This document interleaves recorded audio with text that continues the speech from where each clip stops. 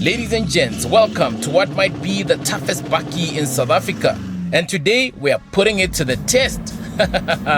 It doesn't get better than this. Now, there are many bakkies in the world today. Some are faster, some are more comfortable, some have giant screens and luxury interiors. But when the road disappears and the terrain gets tough, there is only one name people trust: the Toyota Land Cruiser.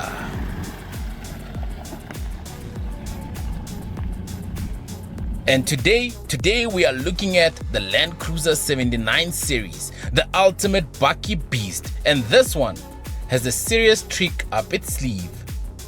In this video, we are going to explore this insane custom build, hear the popcorn launch, watch it climb a mountain, and at the end of the video, I will reveal how much this entire build actually costs. Trust me, the price will shock you. This is the Toyota Land Cruiser 79 series bakkie, and today we are taking a closer look at this incredible build. Now, I will not reveal the price just yet. What I will reveal for now though is the insurance and cost of ownership powered by Hippo. So, I ran the numbers of this particular Land Cruiser 79 through hippo.co.za to compare insurance quotes, and the lowest insurance quote came in at about 2,216 rands per month.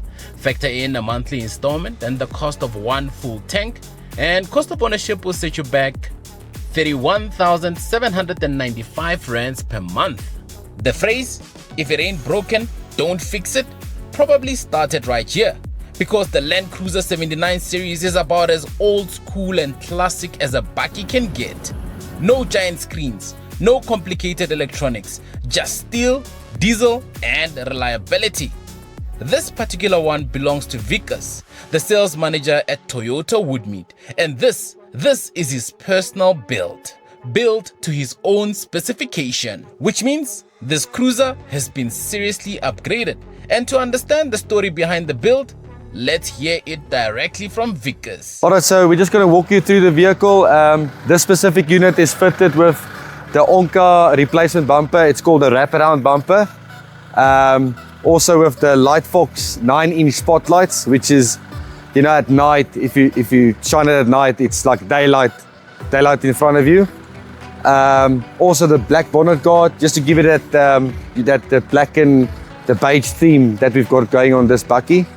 Well, as you can see up front, you have the ONCA RFX steel bumper, Lightfox 9-inch spotlights, and Aussie lights, which means when this thing is deep in the bush, darkness is not a problem. It looks intimidating from every single angle you look at it, and that bulging bonnet is protected by a bonnet guard, tying together the black and beige theme of this build. From the side, you can immediately see the upgrades. If we move around to the tires, it's fitted with 35-inch BF Goodrich KO2s. So, and a nice black wheel, the A-line wheels. It sort of complements the bakkie very good if you look at the black and beige theme that we did here. So yeah, also the side steps, it's the standard side steps, but we did powder coat it. So normally they like silver, but it's a powder coated side step. See there.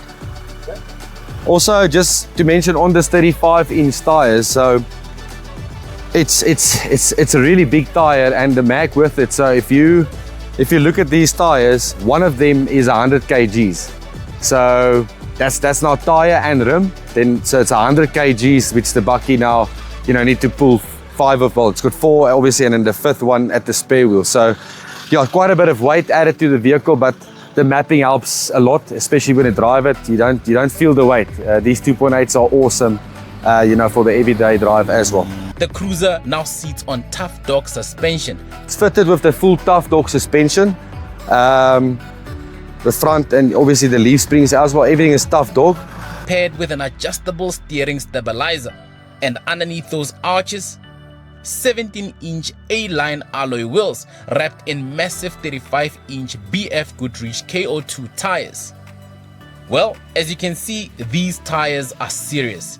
Each one weighs almost 100 kilograms. You definitely don't want to be in the way of this thing. At the rear, you will find the ONCA rear bumper and a Graaf exhaust system. And well, that exhaust is responsible for something called the popcorn launch. Just listen to this.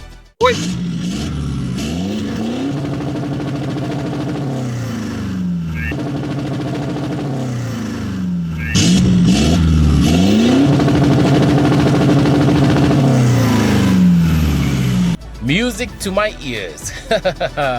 Nice. Let me put it to you like this. This is about as excited as a man can get. Now, underneath the bonnet sits Toyota's 2.8-litre GD-6 turbo diesel engine.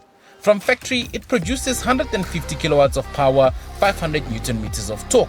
But this one has been mapped, producing around 190 kilowatts of power, 680 Newton meters of torque, which helps offset the additional weight of those massive tires. And yes, this is a stage 2 tune-up. Now, when I see a build like this, the first question that comes to mind is, what about the warranty? Because yes, I know it's a Toyota, and Toyotas are known for reliability, but if I am buying a brand new vehicle, I would still want to protect my warranty. So, this is definitely something you would want to discuss with your dealership before doing modifications like this. So, on your behalf, I posed the question to Wikus, and well, it seems you're still able to protect your warranty. But I suppose it's going to be on a dealership by dealership basis. And well, in his own words, there you have it.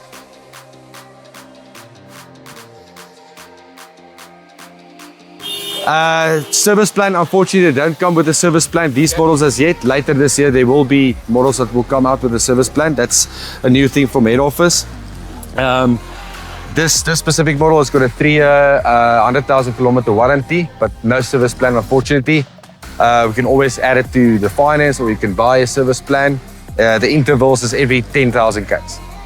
So you service it every 10,000 k's. Yeah, but it's a lacquer build. It's ready to go, but I leave a bit for the buyer. So I mean, if you want to put in your own flavor, if you want to do like a leather seat or there's a roof rack or something else, you can also gooi in your own flavors. That's why I just get it as, I call it build ready. It's build ready. The basics is done. It's nice. You don't have to do anything to it, but obviously the buyer can choose whatever. So you make it look this good and I don't lose my warranty at all? No. Nice. No. Now, for the thing that makes a bakkie, well, it opens like this. Inside the load bay, you have Toyota kettle rails, rubberized load bin, double skin protection. The load bay capacity is rated at 1.2 tons.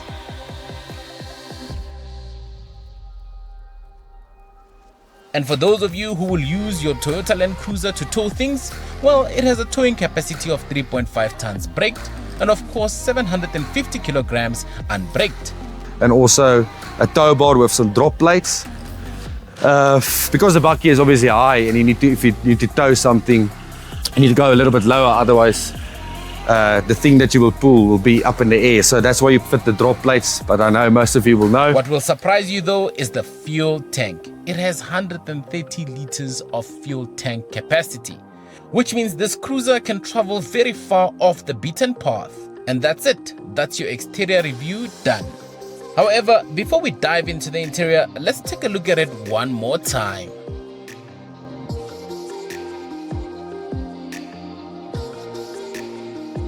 Step inside the Land Cruiser and you quickly realize something. This is as basic as it gets. No fancy ambient lighting, no massive digital screens. You're buying a heritage bakkie. Now personally, I would have liked just a little bit more. For example, automatic climate control would have been nice.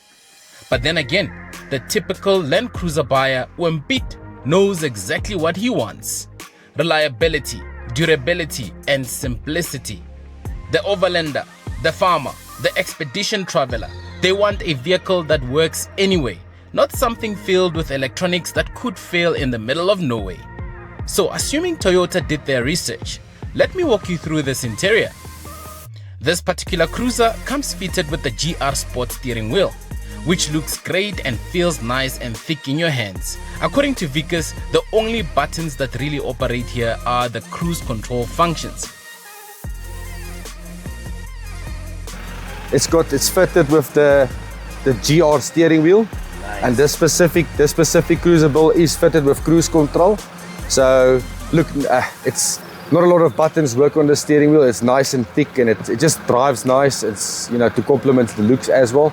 So the only buttons that does work on the steering wheel is for the cruise control. So this unit is fitted, which is not a standard option, so it's got cruise control as well. Behind the steering wheel, you get traditional analog gauges, with the only digital element being the odometer display.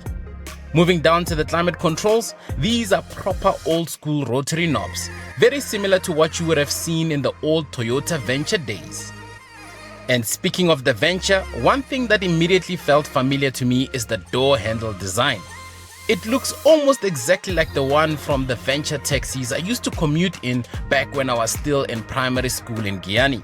Now, the seats are cloth and they sit quite high, giving you that classic commanding Land Cruiser driving position with excellent visibility. Rear passengers though, they really don't get spoiled. There aren't even cup holders in the back. When it comes to practicality, the Cruiser keeps things simple.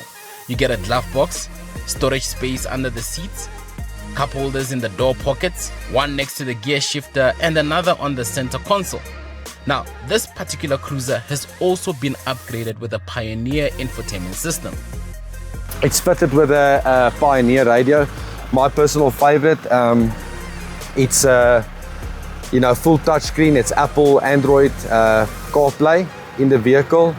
The nice thing about what I like about the Pioneer, it's like user friendly. You don't have to struggle and to figure out how to adjust the equalizer and that type of thing. So even though the vehicle is mechanically old school, you still get Apple CarPlay and Android Auto. And perhaps the biggest surprise inside this Cruiser is the Rockford Fosgate sound system. And in case you're wondering, it sounds like this.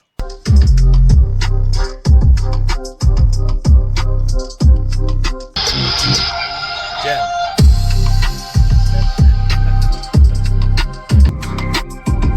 As you would have heard, the sound quality is seriously impressive. And yes, there's even a subwoofer tucked neatly behind the rear seats. So while the Land Cruiser interior may look simple and rugged at first, this build adds just enough upgrades to make it comfortable and enjoyable to live with every single day. Now, let's talk about the drive, shall we? And we'll start where this vehicle was built to live: off-road. Because when it comes to off-road capability, the Land Cruiser really needs no introduction. This thing can cross rivers, climb mountains, pull trucks, sand dunes, rocks, you name it. We all know what this is. Toyota has stuck with manual differential locks, keeping things properly old school. And honestly, I see what you're doing here, Toyota. Give people something simple, mechanical, and extremely capable. So to demonstrate how capable this Cruiser is, I asked Wikus to attempt a little mountain climb.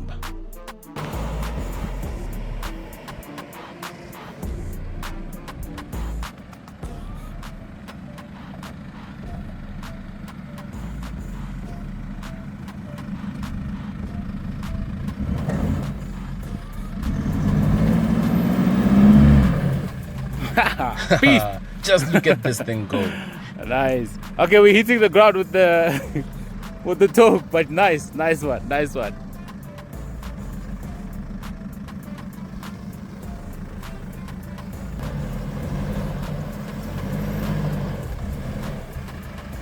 He's a bloody beast.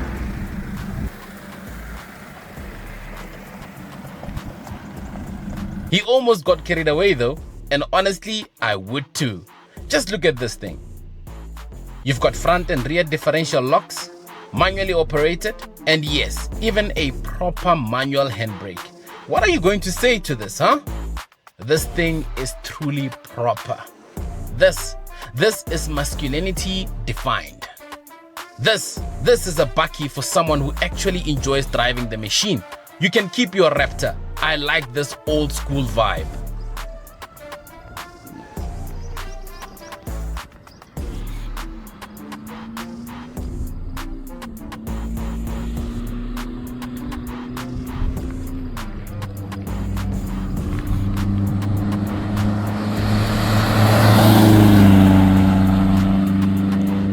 Now, I also took it for a drive in an urban setting.